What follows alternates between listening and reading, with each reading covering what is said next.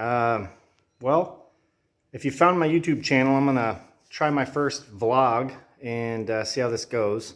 I have a little bit of a following on Facebook, Instagram not so much, but my car is pretty popular. My name is Gabe Cogswell, Cogswell Racing, and behind me is the Devil Dart. It is a 70 twin turbo Hemi Dodge Dart on methanol. I race in Oregon, do a lot of no prep racing. I try some track stuff. I ran an Outlaw 10.5 last year. I'm not super competitive with Outlaw 10.5. There's a lot of fast guys here in the Northwest. But we do a lot of no prep racing, and I've raced down in Arizona, California, Oregon, Washington, hopefully Idaho this year. Do as much as I can afford. I'm kind of a shoestring guy. Obviously, sounds like, you know, you say the word Hemi and shoestring budget and they just don't really go together, but I do a lot with a little, and partly because I do everything myself, and I have a great wife who lets me spend a lot of time out in the shop here, and I got two wonderful kids. But anyway, figured I'd just kind of do a little vlog and tell you who I am and what I'm about. I'd like to share as much stuff about Hemis and kind of oddball stuff that I've learned. Maybe guys have some interest in doing what I'm doing, and be good to share some of that knowledge with people. A little bit about myself. I've been a mechanic for 20 years. I'm master ASE certified in automotive, master ASE certified in medium heavy truck. I've been a tech full-time for almost exactly 20 years. Before that, I worked in some parts stores and stuff when I was in high school, and I worked at a machine shop. So I have quite a bit of knowledge. Racing, I've been racing for, 10 years. I started out with a 1966 Dodge Corvette with a 440. Well, I had a 383 in it when I bought it, and it had a slip in third gear. Took it to the track. It went like 18 seconds on the quarter. We put a 440 in it. We fixed the transmission. We replaced the transmission. It went 14s. Anyway, so on and so forth. I just kind of upgraded cars over the years and got this beautiful Dodge Dart behind me. So a little history on it. It was a big block Mopar. Oops. It was a big block Mopar car when I bought it. It ran like 910 in the quarter at 144. Big block Mopar is a 540. Had a mega block. For people that aren't Mopar people, that's a Mopar performance block that basically can handle all the horsepower. They quit making them. Cali's actually just started, Energy and Cali's got together and just started reproducing them, but at the time they hadn't been produced in about 10 years. So I started taking that thing to some no prep events. I got it to go 562 naturally aspirated on that 440 engine. I had Larry Smith point some heads for me and just kind of tinkered around different rocker arms, different carburetor, different intake. Got the thing to go 562 naturally aspirated. It's like 2,820 pounds, something like that, 2,800 pounds. We started going to some no prep stuff, met all the guys here in Oregon that no prep race. Did okay, but without a power adder, I was just struggling. So we ended up putting some nitrous on there. I had a sludgehammer plate from Induction Solutions. They're the best in the business. And started spraying that thing, and I think I stopped somewhere around 400 or 450 horsepower. I was worried that I was going to start hurting stuff, and that mega block essentially was irreplaceable at the time. So I was like, well, maybe I should sell this thing. I yanked the motor out, I sold it. I ended up building an all aluminum 582. It was like a boomer build, what guys would make fun of on the internet. Everyone jokes around that big block Chevys, you know, you can turbo these LS motors and make all this horsepower, but at the end of the day, no replacement for displacement. And the reason I say that, I'm not taking anything away from turbo LS stuff, but that engine, I sold that to help get myself in the Hemi.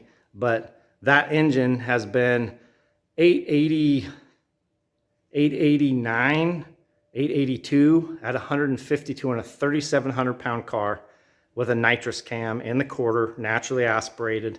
When we plucked it out of here, when I sold it, it went 899 at 150 or 149 in a 3,700 pound car. Guy never touched the carburetor. And that's pretty good for a nitrous cam. That was on C16. That was with some cold plugs. He didn't want to change anything. So this thing with the nitrous combo with the big block Chevy, the all aluminum motor, it was 2,660 pounds and it ran pretty good.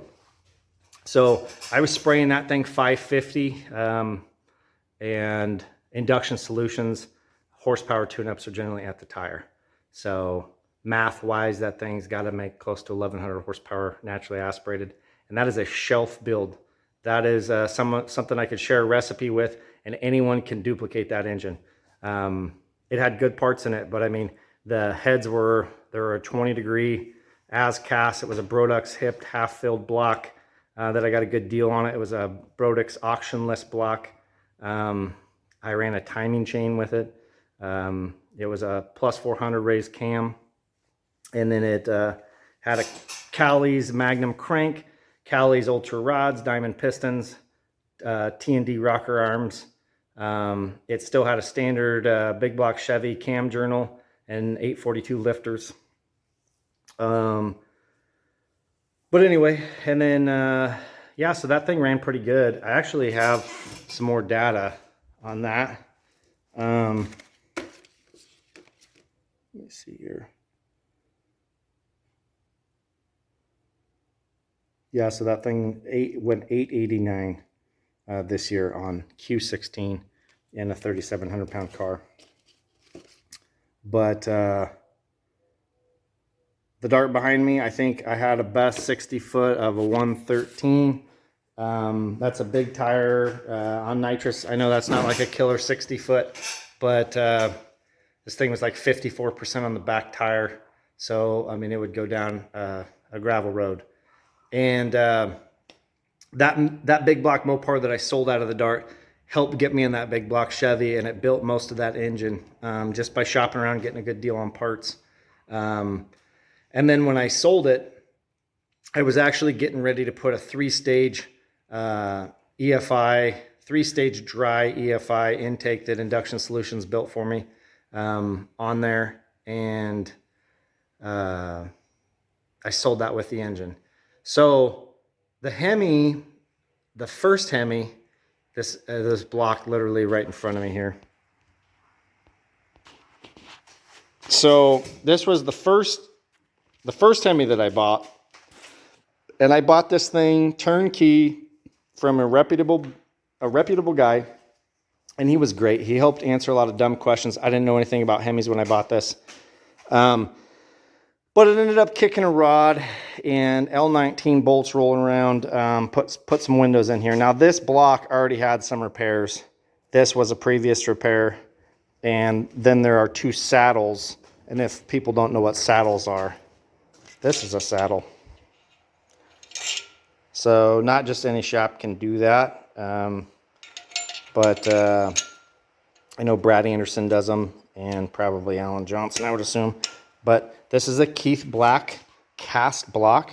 There's some older blocks, but the main stuff, Brad Billet blocks, and then TFX stuff, which is Alan Johnson. So we ended up putting a repair here, and I sat here with a file, and it's not that pretty, but I cleaned up that pan rail. These were here. This was the repair that we did. So this thing already had a hard life. I ended up pulling the sleeves out, which I'd never done before. I'll give you guys a little tip if you want to pull some sleeves. If they don't come easy, there's something wrong. So I heated this block up with a torpedo propane torch, and got the block hot enough where I couldn't touch it, and just took a brass drift and knocked these things out. So yeah, there's a lot to know about Hemi stuff. Like I said, I'd like to do a video blog or vlog explaining some Hemi stuff. What set me on my path is, you know, as you guys are aware, people on TV, everybody fast, running 481X stuff or Hemi stuff and all of its Proline. Proline is obviously an amazing company, and they not only offer guys tuning help, but it's like a package that you pay for. Anyone can buy one of their programs with enough money and be at the top of whatever motorsport here in drag racing, whatever series or class racing they want to do. So to touch on that, I jokingly post, when I post pictures of my engine, I call it a poor man Proline. And that's not a slide on Proline at all. But I was in Valdosta, Georgia at a duck race, and you know, there's some of the Proline guys, and I went over and was asking them a question, and Eric Dillard, my buddy, snapped a picture of me and Eric Dillard talking and sent it to a group of my friends, and it said, when poor line meets Proline, and that just kind of stuck. So it's, anyone that knows me knows I like to joke around. So but that being said, the Hemi and the 481X are not you know, Proline didn't invent those. Those are Alan Johnson pieces, and obviously they work with them and improve stuff, and they have their own line of parts through them, and they've got stuff figured out. And the more programs they have in those cars, the more they get a tune on all these different surfaces, and they just get to stay at the top. And obviously they have a relationship with ProCharger, and they ran turbo stuff before they jumped on the ProCharger bandwagon. But that being said, you know, old school guys have been running mechanical injection and blowers on Hemis for a long time and going really fast. So I put that 20-degree big block Chevy together, and we kept going out racing, and we just kept, you know, if the surface came around, I just didn't have enough. With the guys I race with, I didn't have enough. So the last race, let's see, it was 2 seasons ago, I had lost in the finals. I came in and told my wife, man, you know, even though that 20-degree engine was only a year old, or most of a season old, I said, I should jump to the end of the line here and put a Hemi in this deal. So I started shopping around, and I found an old truck puller motor, and those things have a really hard life. And I thought, man, with the surfaces we race on, where, you know, 15, 16, 1700 horsepower can be competitive, 2000 horsepower, 2200, you know, you're never going to hurt that Hemi. So I decided to go that route. I sold the big block Chevy, I bought the Hemi, and then I spent all winter fabbing it up. So 3 seasons in a row, I basically had a different combo every season, and that sucks to do, but I'm a glutton for punishment. And like I said, I've got a great wife who lets me come out here and enjoy time out in the shop. So the Hemi stuff, it was a big learning curve, because anyone that I could ask questions about basically are supercharger guys that don't know anything about turbos or EFI, and I wanted to have fuel injection and Hawley, and so I just kind of figured it out. And there's a couple of guys on the internet, Greg Schmidt, he's got a green new like 5th gen Camaro, and then this guy Dan, he's got, we jokingly, he has fuel heads too, but there's 2 styles of heads for Hemis. Fat heads, which are an alcohol head that are small chambered, and then there's fuel heads for nitro. And you can buy fuel heads of fuel parts cheap. Like I said, I'd like to do a whole video on Hemi stuff. I have a bunch of parts here. It'd be kind of cool to show the average guy, like, this stuff's not out of reach. And you know, my engine behind me, I built mid-season after I grenaded this block that's sitting next to me. And that's an older Keith Black block, so it's not a raised cam, but that's a Bryant crank, Those are GRP rods. Those are Aries pistons. That's a tool steel 6-bolt. Actually, I think that's a 3-bolt 2-pin cam. But that is a 45-degree lifter bank angle, inch lifter. I bought all that stuff and mid-season, and I reused my heads, but I may be in that like 10,000 bucks reusing my heads.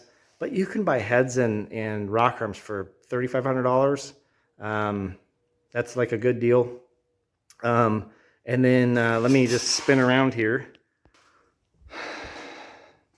So I have some bitchin' valve covers, but these things are the eBay China Harbor $100 valve covers. I wanted to see if they'd work. I needed a little more room. Getting these things off can be kind of a bear. So all the setback in this motor, obviously it's like right flat with the windshield here, but it makes getting this stuff off. This chassis was just not really ever made to have what I put in here. And yeah, I did most of this myself. My buddy Greg, who's a stud, he welded all my aluminum stuff for me. But I spent money where it mattered. And yeah, those are XX Racing injectors from Dale Haler there in Australia. Yeah, and you know, people have said, man, you should post some content because you do a lot of cool stuff. And I just work my ass off. And if I'm not out in the shop, I'm remodeling a house. I got 2 little kids.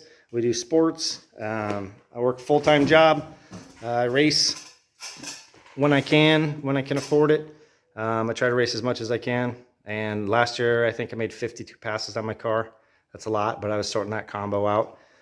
So I'm not a guy that builds a car and then goes and runs it twice during the summer or something like that. I thrash on stuff. When I blew that motor up, the car was down for like 3 weeks. And I totally redid the oiling system. So that's another issue with Hemis, is the oiling system. But I'd like to make some content this year that is better. I'm going to try to get some editing software and see what I can come up with here. But I just wanted to share a little bit about me, and maybe I can help some guys go faster.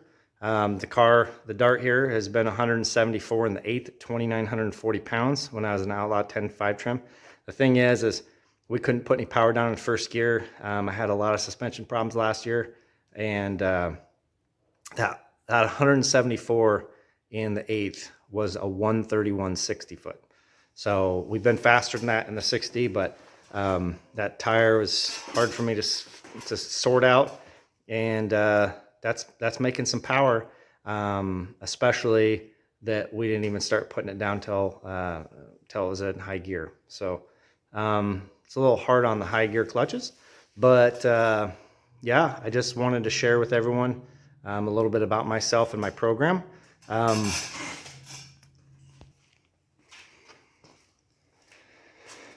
This probably won't get edited at all. I'm probably just going to post this up, but here's another Dart that I've been working on. Before I started this, I know nothing about building a chassis. I just would get on like Reese Brothers race cars and Cameron Johnson race cars and look at a shit ton of pictures and try to copy a design that would look good. Don't mind the seats. They were just like Craigslist specials, but my plan with this was to move the engine back even farther, which I'd say I've accomplished. And I got a longer travel front strut. So that's a 6-inch front strut. I took all the things that I liked about this car and put them in here, and then the things that I didn't like, I changed. So over a couple of years, I saved up some money and bought like a Molly housing. I bought a strut kit. I just started kind of squirreling parts away. So those are an 1 5/8 120 wall 4-link bar kit. That's a Rhodes Race Cars 1/4-inch wall Molly housing kit. I welded all the brackets. I just bought them when I could afford them, and it's been sitting on the shelf. So I came out here. I built that sweet wooden jig. I'm only probably ever going to build one car, so I'm not really interested in building some metal jig. The thing's perfectly flat. I build stuff out of wood all the time. Like I said, we do a lot of remodel projects. So I whip that thing out. It has little adjustable feet. It's nice and flat. And then I use some plumber's tape. I get that guys want to, you know, if you got the time and you're going to make a bunch of stuff, I get where having a nice jig is probably worth every dollar. If you're building one car like me, yeah, I just couldn't justify the expense, and I can probably repurpose that plywood when I'm done. But this was, some of these components were like a Rhodes race cars. Like I basically bought a 14-point roll bar kit, and a lot of the tube I didn't end up using because the setback of the driver, and people kind of laugh like, oh man, you're gonna be sitting way back there. Well, that's how I am in this car, and it's great. I'm way back there. Literally sit back, I'm right up against the wheel tub. I got like that 10-foot long steering column, which sucks getting in and out of, but I got a steering wheel extension on this one and this sweet little lightweight pedal assembly. So I'd like to figure out how to do some time-lapse videos and maybe come out here. But this is like 3 weekends of work, and this was a rolling car. And I'm no tube master, but I welded, it might be a little more time than that because I welded the main hoop totally with the 4-link brackets, with these diagonal supports. I welded all that on the chassis table first, and then I like cut the length and kind of fit that in there, and then I started jamming. So yeah, we'll see. I got, like, there's guys that do absolutely beautiful fab work. That's not me. My shit will hold up, and I'm gonna go fast with it.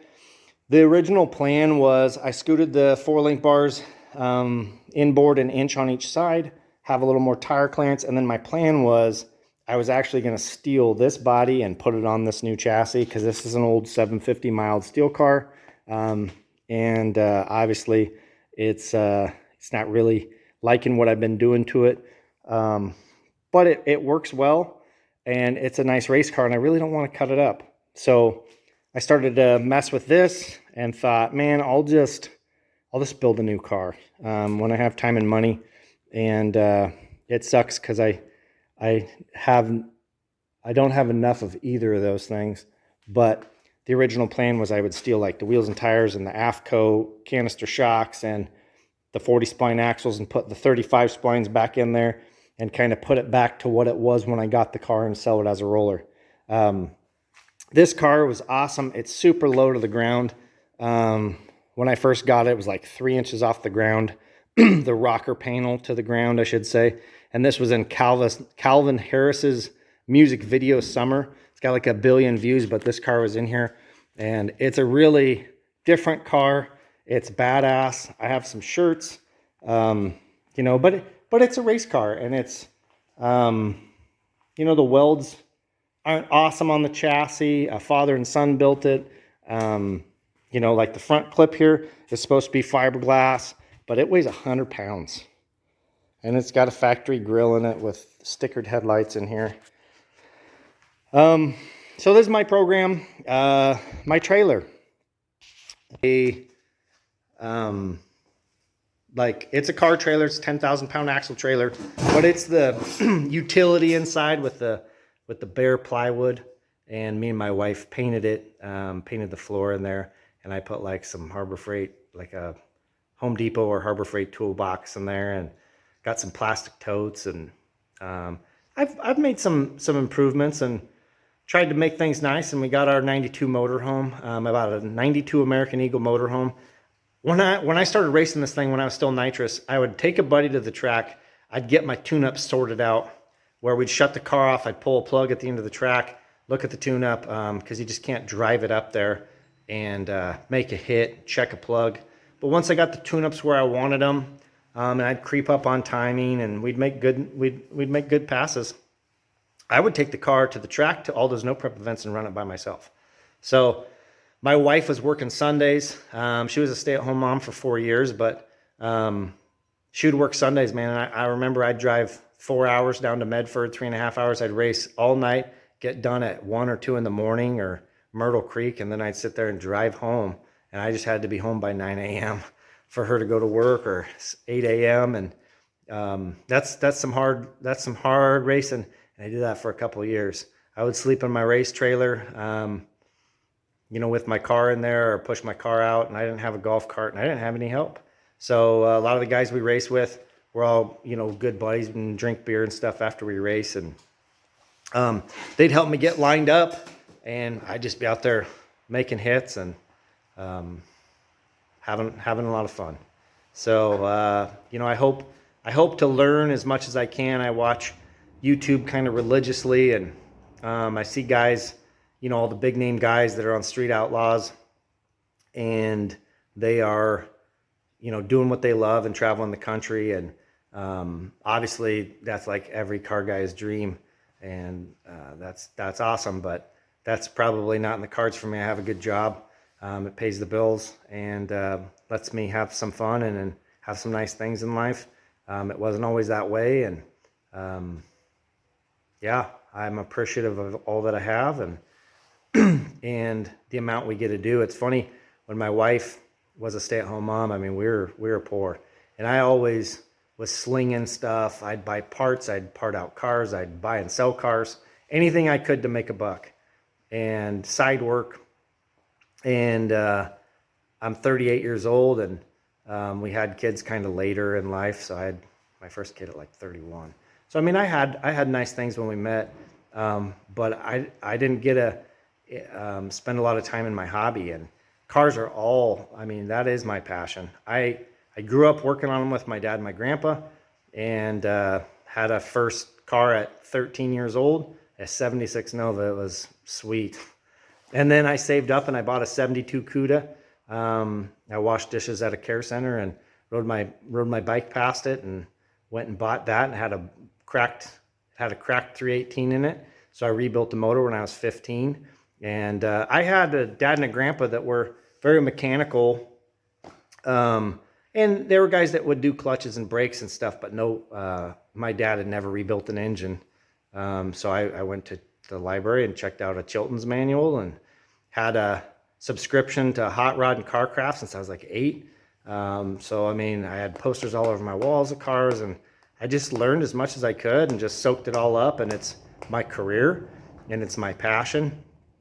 And I put that motor together. I put that motor together behind me. I don't do transmissions. I set up the ring and pinion, and ground my housing out. Like, that would have been a cool video. Like, I could have done a video on how to take a Chris Alston Fab 9 and clearance it for a 9.5-inch ring gear, what it takes to put a 9.5-inch ring gear in a case. Because I learned to do that. Nobody showed me how to do that. You just got to have a little confidence and believe in yourself. But I feel like hopefully I have some stuff to offer people, and would like to share some of my knowledge with you guys, and maybe get your guys' programs going fast and faster. And we'll see if I can't make some videos. Maybe they're going to suck. I don't know. But thanks for tuning in, and I look forward to spending some time and hopefully not ruining my phone with greasy hands and stuff, making some videos and content for you guys. But thanks for tuning in, and hopefully, go back and look at my other videos, but man, they're junk. They're with crappy cell phones, and they're in the dark, and yeah. So we'll see if I can't do something, make some better videos for you guys. And thanks for tuning in.